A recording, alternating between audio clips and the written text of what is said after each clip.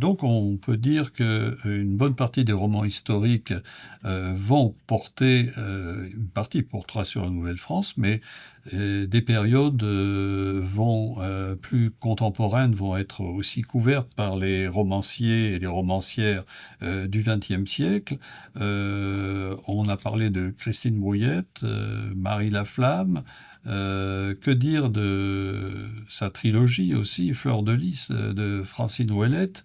Donc on a toute une génération dans les années 80, vous dites 90, d'écrivaines et qui vont délaisser parfois le régime français et qui vont s'intéresser à d'autres périodes de l'histoire. Vous avez déjà parlé de la révolte des patriotes chez Micheline La France. Donc, qu'est-ce qu'on pourrait dire donc des romans qui se déroulent non pas sur une époque, mais sur plusieurs époques, Oui. Claude? Oui, alors effectivement, c'est une autre des tendances de fond de ce nouveau roman historique, hein. À propos, par exemple, de la Nouvelle-France, vous avez Hmm. évoqué, bien sûr, Christine Bourillet avec sa trilogie Marie Laflamme. On pourrait aussi évoquer Francine Ouellette, hein, qui a Hmm. publié Fleur de Lys en 2007. Mais Fleur de Lys, hein, s'inscrit dans une très longue série en 6 tomes, qui est la série Feu. Hmm.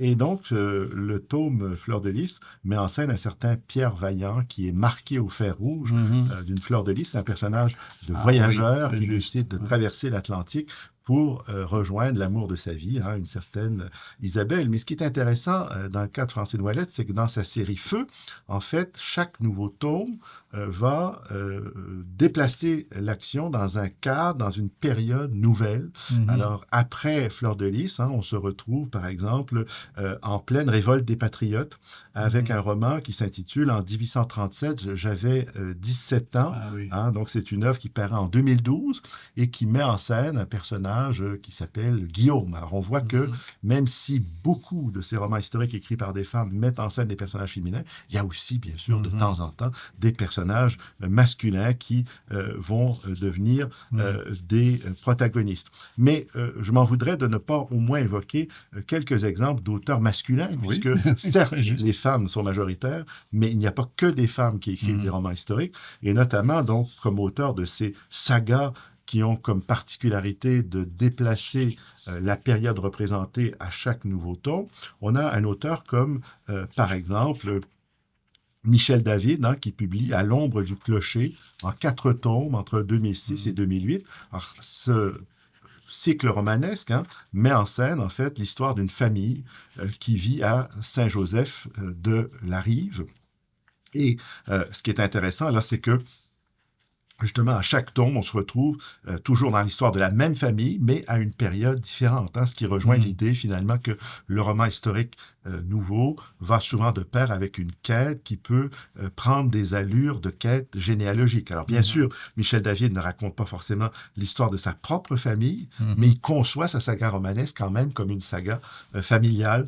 On peut penser à un auteur comme Louis Caron, qui Mhm. va faire paraître Les Fils de la Liberté en Mhm. 3 tomes entre 1981 et 1990, et on se trouve, selon les tomes, selon les chapitres, hein, tantôt projeté à l'époque des révoltes des patriotes, encore une fois, Mhm. mais tantôt aussi à l'époque des soulèvements des Métis à la fin des années Mhm. 1860 avec Louis Riel, entre autres, Mhm. et tantôt encore à l'époque de la crise d'octobre en Ah oui. 1970. Donc, on embrasse hein, vraiment des périodes qui sont très différentes, mais aussi, je dirais, il y a une sorte d'empan chronologique qui est extrêmement large, hein, qui nous Mhm. amène de 1837 à 1970. Et ce qui est intéressant dans le cas de Louis Caron, c'est le fait que, contrairement à beaucoup d'auteurs, lui va faire paraître ses romans directement en France aux éditions du Seuil. Alors Mhm. que dans les autres cas qu'on a évoqués jusqu'à maintenant, souvent ce sont des auteurs qui font paraître d'abord au Québec et à Oui, partir du moment où ils ont un certain succès au Québec, il y a réédition ensuite ou coédition oui, avec un éditeur d'accord. français. Ok. Et il y a peut-être l'exception de Christine Brouillet. Je crois que Marie Laflamme a paru Mhm. d'abord en France directement. Mais donc Louis Caron, c'est un autre exemple de Oui. quelqu'un qui publie directement en France aux éditions du Seuil.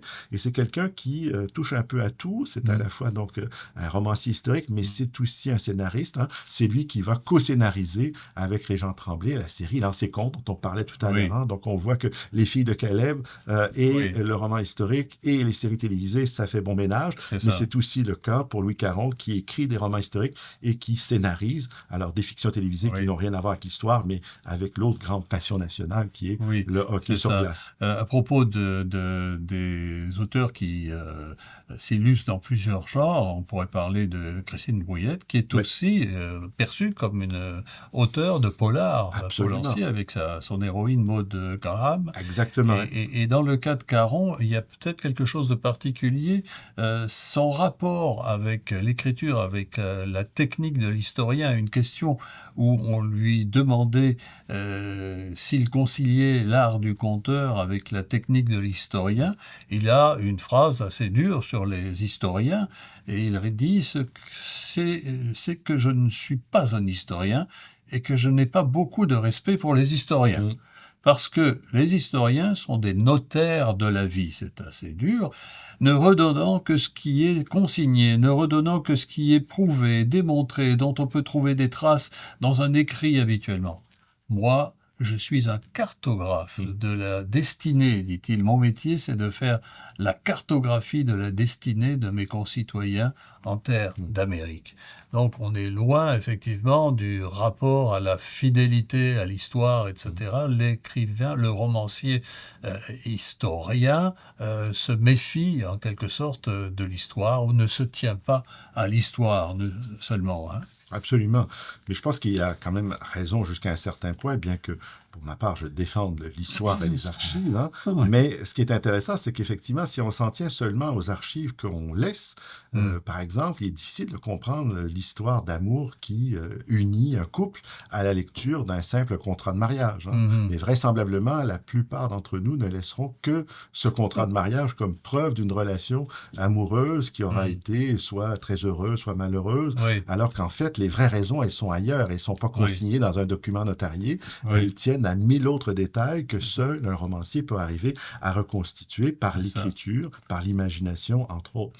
Mais Ouais. toujours dans cette série d'auteurs, hein, Oui, de sagas, un auteur que je trouve intéressant, c'est Michel Langlois, Langlois, oui. qui publie, entre autres, Il était une fois à Québec en 2016. Donc là encore, on a 2 tomes et ça raconte l'histoire de la famille Bédard qui vit à Québec. Et Mm. on a donc le tome premier qui se déroule au 19e siècle avec la création du journal Le Soleil. Et puis le tome 2, on se retrouve au lendemain de la Première Guerre mondiale. Donc on fait une sorte d'ellipse temporelle qui Ah nous oui, amène du 19e jusqu'après la Première Guerre mondiale. Et ce oui. qui est très intéressant dans le cas de Michel Langlois, c'est que c'est aussi un généalogiste. C'est quelqu'un qui Mm. a beaucoup publié sur la généalogie et on voit encore une fois Ah le lien d'accord. entre généalogie, fiction historique, roman historique. Je pense que Oui. c'est encore une fois un élément récurrent dans cette pratique actuelle du roman historique.